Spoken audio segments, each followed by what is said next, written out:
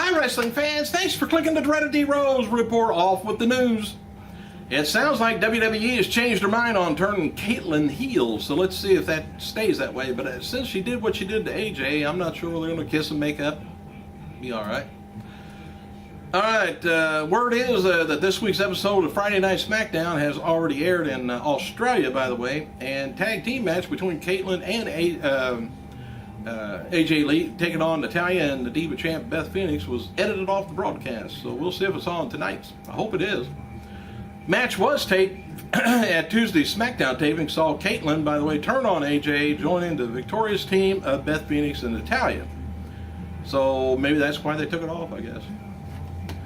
WWE officials are looking at the possibility of doing a daily talk show on the WWE Network. The show should be simulcast also as a radio show. WWE Scott Stanford is being talked to about the possibility of hosting the show, but he may be paired up with some guest hosts because of the concern that he may not have enough knowledge of the product to pull it off. So don't put him on there to begin with. The show may air for a few hours each weekday, and word is that the plan is to make it completely kayfabe. So don't need Scott, I don't think, for that. You need a lot of people if they're going to be airing it for hours, unless it's going to be repeats hours each day. I have a hell of a time getting through 15 minutes or 13, whatever this is. Gene Snitsky, remember him? The wonderful dental patient. And Maria Canales, they're in Mexico this week filming Manos, The Search for the Valley Lodge. And this is a sequel to one of the all-time worst movies ever made, Manos, The Hands of Fate. I don't know who came up with, let's make another horrible movie. Below is an update that says for December's 27th, return to Madison Square Garden. CM Punk taking on Cena and The Miz and Alberto Del Rio. All four are going to be in a cage match. Unique. 14-man battle royal with, 14. And Brodus Clay is supposed to be in it. Winner of the battle royal, by the way, takes on Dolph Ziggler, which I would put my neck out and say Brodus. Epic Gold and Primo takes on Kingston, and yes, his partner's back, Evan Bourne. Beth Phoenix taking on Eve Torres with Kelly Kelly as referee in a Santa's Helper match. And R-Truth and the Bella Twins also being advertised. So R-Truth should be back. Healed and stone free. WWE Hall of Famer Rowdy Piper filmed a Piper's Pit with director Eli Roth for Funny or Die yesterday. Piper has also revealed that he's been asked to appear as celebrity ghost stories on that show. WWE is now teasing that Beth Phoenix and Maria Menounos will wrestle at this weekend's Tribute to the Troop taping. The two have been going back and forth on Twitter for a few weeks now, trying to stir it up. And not sure how good Maria is, Menounos, but she's a beauty.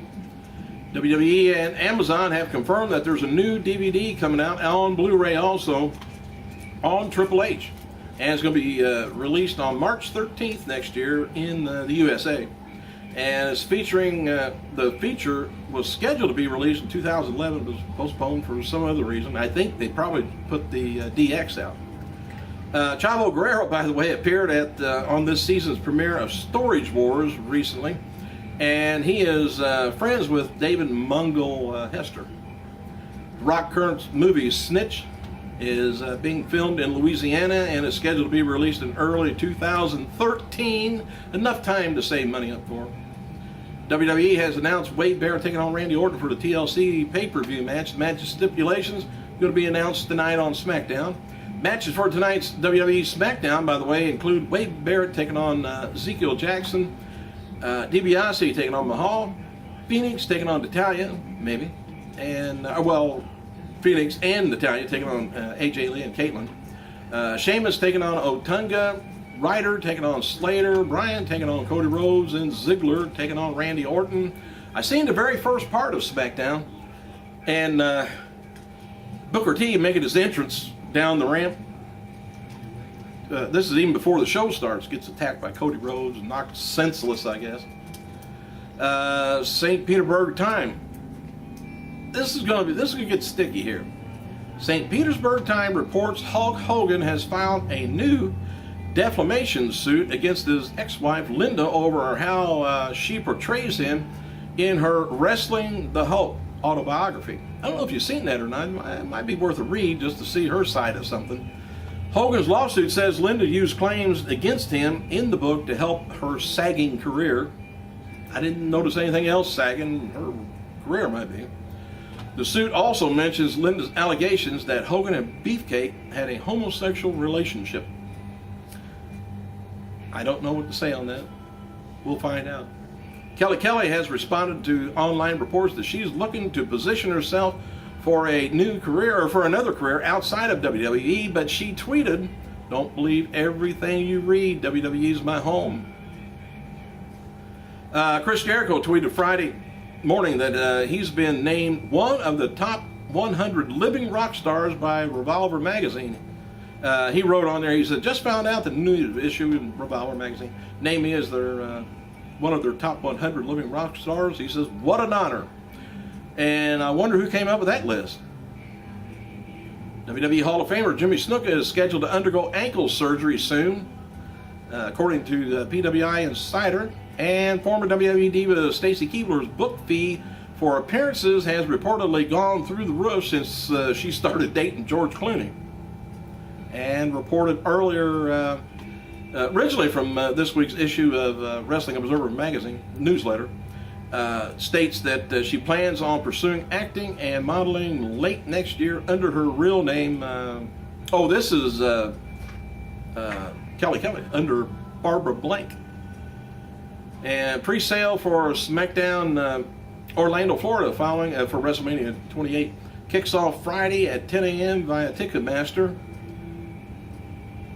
Oh, that's the show right after WrestleMania 28, I guess. And Ultimate Warrior says he's in talk with MTV regarding the Warrior Show, which features legendary sports entertainer directing an extreme motivational body, mind, soul workout combined with intensive passion, comedy, and inspiration. He must have somebody sitting in for him, I guess. I'm not sure. Don't sound like him. He tweeted, says, "So, exec producer and MTV sent email. He says, I saw a sizzling reel of Warrior Show and loved it. I think it's a really, really great." He says, "We talk." Hey, birthdays today. WWE, TNA, and IWGP World Champion Kurt Angle, 43. What do you think about him in the Olympics? Also today would have been the birthday of one-time NWA Tag Team Champion Steve Dunn, 51. Lilian Garcia, she released her first song in over 4 years, "You Drive Me Loco," the song which the SmackDown Diva co-wrote with the Grammy-nominated Oh Hush, is available on iTunes. Triple H is ranked 20 in the Boston Phoenix Unsexiest Men of 2011. I'm right up there with you, Triple H. Anyway, it's an annual survey ranking the 100 least appealing dudes. Boston, Massachusetts-based newspaper brings the WWE superstar name to the forefront and is entitled Triple H to, they compare Triple H to Mark Zuckerberg. 100 unsexiest men of 2011. Congrats. Regarding the chief operating officer of WWE, Boston Phoenix wrote, "The night before his WWE contract expires, CM Punk snatched the WWE Championship from the loathing John Cena and wrestled his ego and cool again for about a week. Then Triple H, Vince McMahon's son-in-law, inexplicable star from 2003, hogged the Monday Night Raw cameras for the entire summer." Don't know who wrote that, but that was on the internet. Other names on the list, I guess it's pretty much the world's 100 unsexiest, I guess. Other names on the list was Mark Zuckerberg, Dr. Oz, Ricky Gervais, which I don't blame him, and Charlie Sheen made it. Full list is available, on their website. Meanwhile, WWE talent Lance Storm directed his Facebook fan page to the list. He got a kick out of that, I guess. Legendary ring announcer Howard Finkel appears unhappy with Lilian Garcia's return to WWE, and when asked for a comment about the Decade's Divas return to the organization as SmackDown ring announcer on WWE Live on WWELive.com chat, he initially ignored the subject. I must have Max here. Fink wrote, Jinku already stirred the pot, responded to fans' query, even bigger news, WWE, anyway, which is he's talking about Lilian Garcia.